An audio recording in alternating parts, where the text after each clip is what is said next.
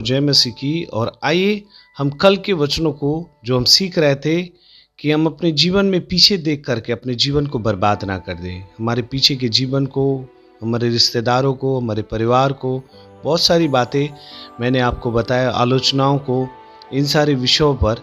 लेकिन आज हम उसी विषय पर आगे की ओर देखेंगे, दूसरे भाग को सीखेंगे कि हम पीछे देख करके अपने जीवन को बर्बाद ना कर दे। हालेलुया। और मैंने इसके लिए दूसरे पत्रस की पुस्तक को लिया था और उसकी 2 अध्याय 19 वचन को, जहाँ ऐसा लिखा हुआ है, यदि आप पढ़े हैं तो ठीक है, नहीं तो एक बार फिर से आप उस वचन को निकाल करके पढ़िए ताकि आपके आत्मिक जीवन में परमेश्वर बढ़ोतरी दे। ऐसा लिखा हुआ है कि वे उन्हें स्वतंत्र होने की प्रतिज्ञा तो देते हैं, पर आप ही सड़सड़ाहट के दास हैं, क्योंकि जो व्यक्ति जिससे हार गया वह उसका दास बन जाता है। और मैंने बताया कि आज लोग सच्चाई की प्रचार कर रहे हैं, उस सच्चाई की जिस सत्य को जान करके हमें आज़ादी मिली, लेकिन खुद उस सच्चाई और उन बातों पर नहीं चल रहे हैं। खुद आज सड़सड़ाहट और पाप और शैतानी जीवन जी रहे हैं, जैसा शैतान उनको लीड कर रहा है। झूठ की शिक्षाएं दे रहे हैं, बिन प्रकार के विरोध कर रहे हैं, सही शिक्षाएं नहीं है उनके अंदर, और कलीसिया को भी वैसे ही बना रहे हैं। ये मैं कल बतला रहा था, और वो उसके गुलाम हो गए हैं। मेरे प्रियो, आज हम इसी विषय पर हम थोड़े आगे सीखेंगे, क्योंकि जो जिससे हार गया है वो उसका दास बन गया है।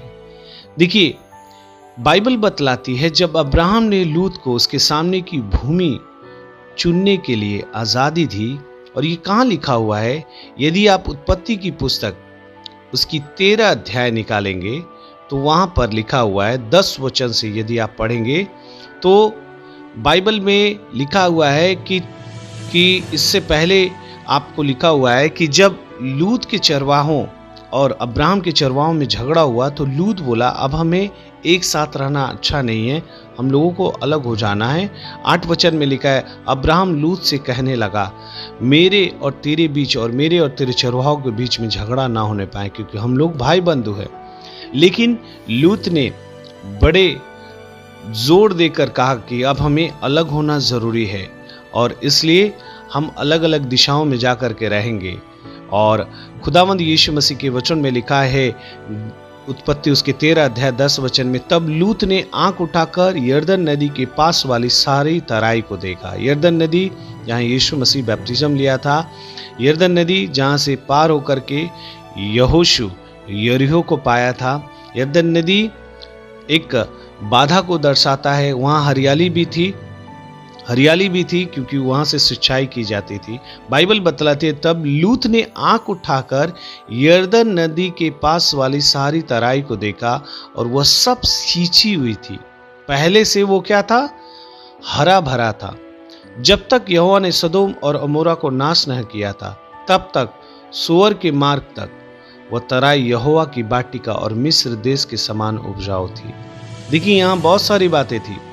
जब अब्राहम ने कहा ठीक है कि तू, 9 वचन में लिखा है कि अब्राहम बोला कि मुझसे अलग हो, यदि तू बाईं ओर जाए तो मैं दाहिनी ओर जाऊंगा, यदि तू दाहिनी ओर जाए तो मैं बाईं ओर जाऊंगा। तो लूत ने आंख उठाकर के जो अच्छी भूमि थी, अच्छी चीजों को देखा, और उसने उस सदोम और अमोरा को देखा जिसको अब तक परमेश्वर नाश नहीं किया था। और बाइबल में लिखा है वो उस तराई की तरह थी जो यहोवा की बाटिका यानी अदन की बाटिका थी। अदन की बाटिका में 4 नदी बहते थे। अदन की बाटिका में हर सुख सुविधाएं थी जो आदम और हवा के लिए थी, यानी यहोवा की बाटिका की तरह हरा भरा था और मिस्र देश के समान उपजाऊ था।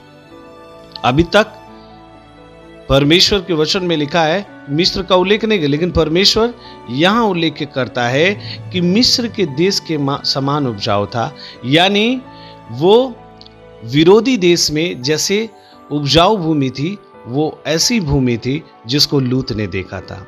अब एक बात ध्यान में रखिए, कई बार होता है हम लूत के समान, इस शब्द से समझा रहे हैं, हमारा विषय नहीं है, फिर भी मैं इस वचन से आपको कुछ समझाना चाहता हूं। लूत ने आंख उठा करके वो चीजें देखी जो अच्छा था, जो हरा भरा था, जो लाभदायक था, और बाइबल बतलाती है कि वो लाभदायक चीजों को चुना और यहाँ पर उस लाभदायक चीजों को दो मार्ग दिखाया गया है। एक तो लिखा है वो अच्छी भूमि यहोवा की वाटिका की तरह थी, वो अच्छी भूमि मिस्र के समान उपजाऊ थी। यानी कुछ चीजें संसार में हम अच्छी देखते हैं वो परमेश्वर की महिमा करती होंगी, और नहीं तो मिस्र यानी शैतान की महिमा करती होगी।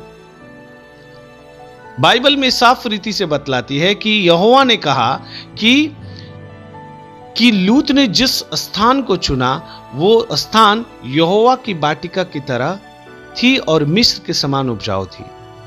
आज परमेश्वर भी लूत के समान हमारे जीवन में दो मार्ग दिया है, एक सकरा मार्ग, एक चौड़ा मार्ग। सकरे मार्ग पर चलेंगे तो वो जीवन को ले जाएगा, चौड़ा मार्ग में पाप करेंगे, गंदगी फैलाएंगे, चोरी करेंगे, झूठ बोलेंगे, व्यभिचार करेंगे, गलत संगतियों में रहेंगे, जहां मन तहां खाने के लिए चले जाएंगे मुंह उठा करके। मिस्र के समान जीवन जिएंगे क्योंकि वहां पर परमेश्वर का आदर सम्मान नहीं है। लेकिन अदन की वाटिका परमेश्वर बनाया था आदम और हवा की आराधना करने के लिए, अपने जीवन के लिए, वो आराधना करने के लिए अदन की वाटिका में आदम और हवा को रखा था। मेरे प्रियो, आप इस बात को समझिए, कुछ चीजें संसार में हैं आकर्षण, बाइबल में लिखा है आकर्षण ही पाप को जन्म देती है। कुछ चीजें इस संसार में आपको अच्छे लग रही होंगी, दिखने में मनभावनी लग रही होंगी, सुंदरता लग रहा होगा, लेकिन वो सुंदरता चंद समयों के लिए है। लेकिन परमेश्वर जो हमें देता है वो सुंदरता, जैसा हमें बनाया है, वो हमारा चरित्र, हमारा व्यवहार, आचरण जो पवित्र होना चाहिए, वो चीजें हमसे कोई नहीं छीन सकता है। मेरे प्रिय, इस बात को आप समझने की कोशिश कीजिए। जब अब्राहम ने लूत के सामने जमीन चुनने की, भूमि चुनने की स्वतंत्रता दी, तब लूत ने स्वार्थी रूप से सबसे अच्छी भूमि चुना। जब परमेश्वर आपको आशीषित करने लगता है तो आप क्या हो जाते हैं? आप लूत की तरह क्या हो जाते हैं? स्वार्थी बन जाते हैं। अब्राहम ने उसे चुनाव करने का पहला मौका दिया था। परमेश्वर ने भी चुनाव करने का पहला मौका आदम और हवा को दिया था कि तुम जीवन के वृक्ष के फल खा सकते हो, लेकिन भले बुरे का, वृक्ष का, ज्ञान का, पेड़ का फल मत खाना।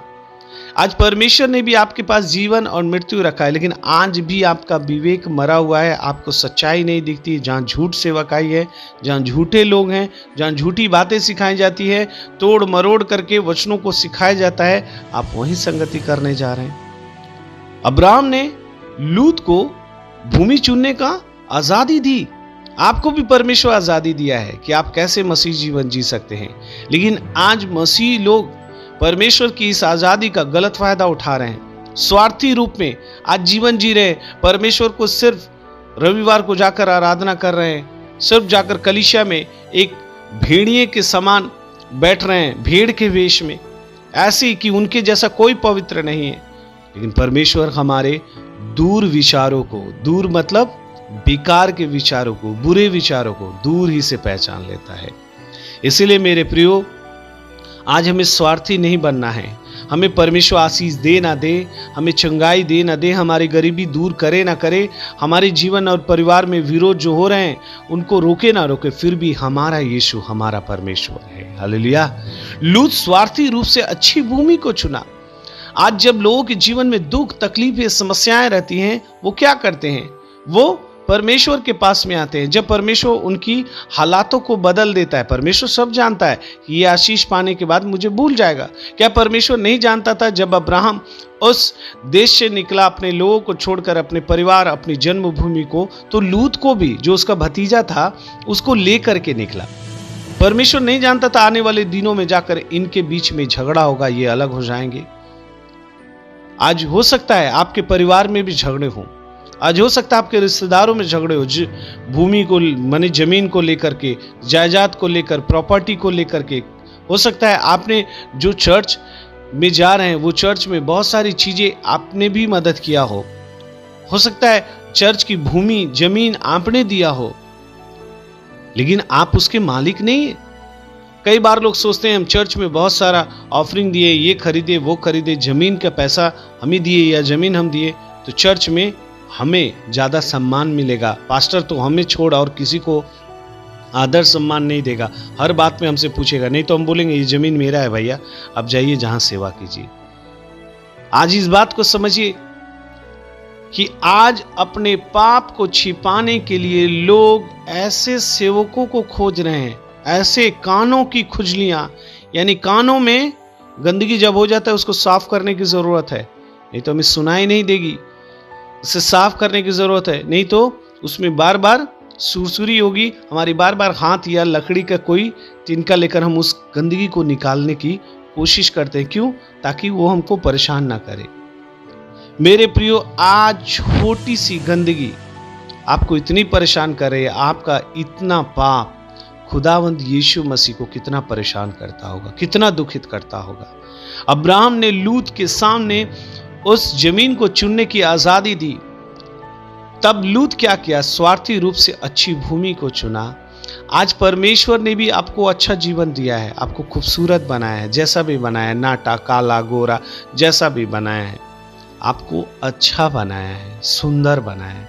अपने आप को उन संसार के लोगों से सुंदर समझिए जो मर करके नरक जाएंगे। भले आप जैसे हो, आप मर करके यदि प्रभु के राज्य में जाते हैं या जीवित भी हैं, प्रभु यीशु मसीह बादलों में आएगा, आपको जीवित उठा करके ले जाएगा।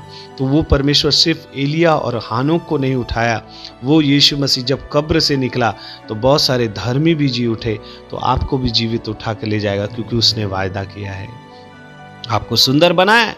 आप संसार के उन लाखों करोड़ों अरबों लोगों से सुंदर है जो मर करके नरक जाएंगे, लेकिन परमेश्वर ने आपको जैसा बनाया है, आप स्वर्ग जा रहे हैं तो आप उन सुंदर लोगों से उत्तम हैं। हालेलुया।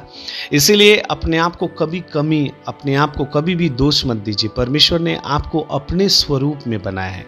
आप जैसे हैं यीशु मसीह वैसा है, हर एक इंसान की तरह यीशु मसीह है। वो अद्वैत परमेश्वर है जिसको समझना नामुमकिन है, मनुष्य समझ नहीं समझ सकता, असंभव है समझना परमेश्वर को, यीशु मसीह को। लूत स्वार्थी हो गया, आज हमें स्वार्थी नहीं हो रहा है। आज परमेश्वर मेरा कर्ज ठीक हो जाएगा तो हम खुदावंद यीशु मसीह आपको दशमांश देंगे, हमारा ये प्रॉपर्टी बिक्री हो जाएगा तो हम दशमांश देंगे।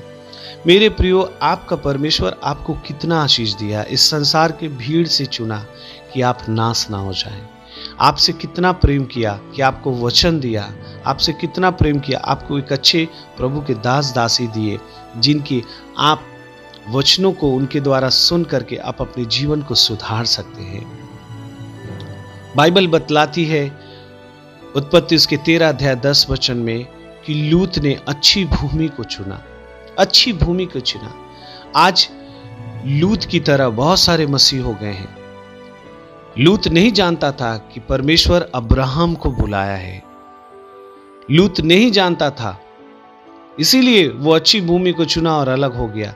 यदि जानता तो उस अब्राहम से अलग नहीं होता जिस अब्राहम से परमेश्वर ने वायदा किया था कि मैं तेरे वंश को आकाश के तारागण और बालू के किनको किनाई करूंगा।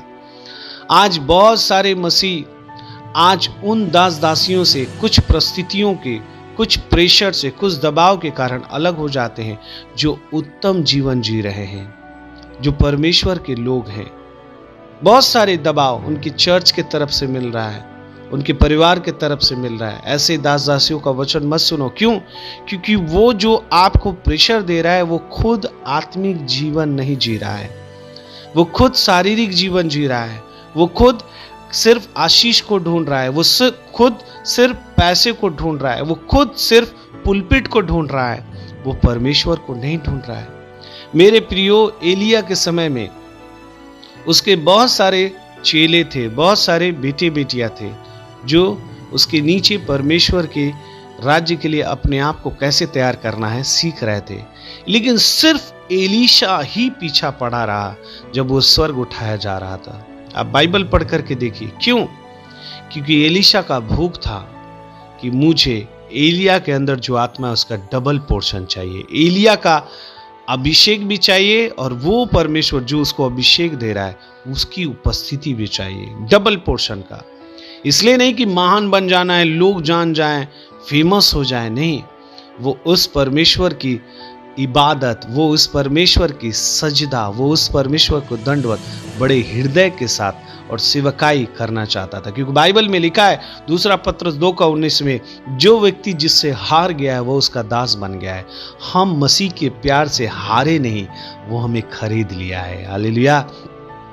मेरे प्रियो, आज लेकिन जो शारीरिक सेवक लोग हैं वो विरोध कर रहे हैं। शारीरिक जो लोग खाना पीना करते हैं, जो मैं पास्टरों को डांटता हूँ, ज़्यादा खाना मत खाओ, ज़्यादा सो मत, मोबाइल से दूर रहो, रात रात को 12-1 बजे 2 बजे तक मोबाइल चलाते हो, लेट सुबह उठते हो, परमेश्वर को क्या धन्यवाद दोगे? और जा करके अगले दिन पुलपिट पर जिन भी इनवाइट किया जाता है, इतनी लंबी लंबी भाषण देते हैं, मोदी से भी अच्छे भाषण देते हैं। मैं तो बोलूँगा, मोदी को तो लोग सुन करके तालियां बजाते हैं। इनके चरित्र ठीक नहीं है, इनका जीवन ठीक नहीं है, और पुलपिट से बड़े बड़े बात बोलते हैं। आज जरूरत है हमें परमेश्वर में वैसा बनना जैसा हम हैं, हम पुलपिट में भी वैसा रहें, और पुलपिट में जैसा हैं प्रचार करें, हम व्यक्तिगत जीवन में भी वैसा रहें। आज हमें आशीष नहीं चाहिए, आज हमें एक ऐसे प्रभु के दास दासी चाहिए जिनके संपर्क में आकर के हम कुछ सीख सकते हैं। लूत अब्राहम के साथ रह करके और आशीषित हो सकता था, हो भी जाता, लेकिन वो अलग होकर अपने जीवन को बर्बाद कर लिया, सदोम गोमोरा को जाकर के। आज हो सकता है आप जैसी संगति कर रहे हैं, वो संगति परमेश्वर के उपस्थिति में अभी नहीं होगा। शुरुआत तो अच्छी की होंगी, इसलिए पौलुस कहता है तुम दौड़ में कैसी दौड़ते हो ये मायने नहीं रखता है, शुरुआत कैसे करते हो ये मायने नहीं रखता है, लेकिन फिनिश कैसे करते हो, यानी उस लाइन को कैसे पार करते हो, ये मायने रखता है। अंत तक जो धीरज धरेगा, बाइबल में लिखा है, वही उद्धार पाएगा। अब्राहम ने लूत के सामने चुनाव दिया कि तुम चुन सकते हो, लेकिन उसने स्वार्थी रूप में वो चुना जो उसे चुनना नहीं चाहिए था। आज मेरे प्रियो, हमारे जीवन में ये होना चाहिए कि हम किस दास दासियों के साथ हैं। वो भूमि जो प्रभु के अच्छी भूमि की तरह सींची गई थी, बाइबल में लिखा है यहोवा की वाटिका और मिस्र के उपजाऊ के समान भूमि थी, उसको उसने चुन लिया। यहां भी आप बोल सकते हैं उसने अच्छी भूमि ही चुना, क्योंकि यहोवा की वाटिका थी, मिस्र के समान उपजाऊ थी। आज अच्छी चीजों को लेना क्या खराबी है? परमेश्वर तो अपने लोगों को अच्छी चीजें देता ही है। नहीं, परमेश्वर आपको वही चीजें देता है जिससे आपका आत्मिक उन्नति होगा। वो चीजें नहीं देगा जिससे आप पा करके भटक जाएं। वो आपको स्वर्ग ले जाने के लिए, एक धर्मी को धर्मी बनाने के लिए उससे लड़ता है। यदि वो पाप भी कर दे उसको क्षमा करता है, लेकिन एक नाश होने वाले व्यक्ति को वो जितना भी पश्चाताप करे वो माफी नहीं पाता है। देखिए, दाऊद ने भी बेविचार किया, सिमसोन ने भी बेविचार किया। बाइबल में लिखा है कि दाऊद ने पश्चाताप किया, इसलिए प्रभु उसको माफ कर दिया, क्योंकि वो अपने उन दिनों का इंतजार नहीं किया आनंद सुख विलास में पढ़ करके कि अंतिम में जा करके मैं माफी मांगूंगा। सिमसोन ने जब उसके आंख फोड़ दिए गए, उसको बांध दिया गया जंजीरों से, यानी उसको कैद कर दिया गया, तो तब वो परमेश्वर से कहता है मुझ में एक बार फिर से अपनी आत्मा उंडेल, ताकि मैं इस शहर पना को गिरा दूं जहां ये लोग तेरे नाम की निंदा करें। मेरे प्रियो, उस दिन का इंतजार मत कीजिए सिमसोन की तरह कि अंतिम में जाकर हम परमेश्वर को माफी मांगेंगे। हम दाऊद की तरह बने जो प्रतिदिन अपने पापों के लिए परमेश्वर के सामने रोता था, और ऐसा रोता था कि उसके बिस्तर भीग जाते थे, बाइबल बतलाती है। हालेलुया। हम इस विषय पर आगे भी शिक्षा देंगे कि आप पीछे मुड़ करके अपने जीवन को बर्बाद मत कर लीजिए। हालेलुया। इसलिए हम प्रार्थना करें, खुदावंद यीशु मसीह, हम धन्यवाद करते हैं, हमें स्वार्थी मत बना प्रभु, हमें वो चीज़ें दे प्रभु जो हमारे आत्मिक जीवन के लिए अच्छा है। और परमेश्वर, हम इन दिनों में आप में बढ़ रहे हैं, तो हमें एक अच्छा मसीह बना प्रभु, ताकि आपको महिमा देने पाए। धन्यवाद करते हैं इस वचन के लिए प्रभु कि आपने मुझे पीछे मुड़ने के लिए नहीं, आगे मुड़ने के लिए, चलने के लिए कहा है। हम इसके लिए धन्यवाद करते हैं और आशीष आप देंगे प्रभु। सारी बातों में आपको आदर महिमा देते हुए इस प्रार्थना को तेरे पुत्र यीशु मसीह के नाम से मांगते हैं, सुन और ग्रहण कर। आमीन। प्रभु यीशु मसीह आप सबको आशीष करे। सबको जय मसीह की।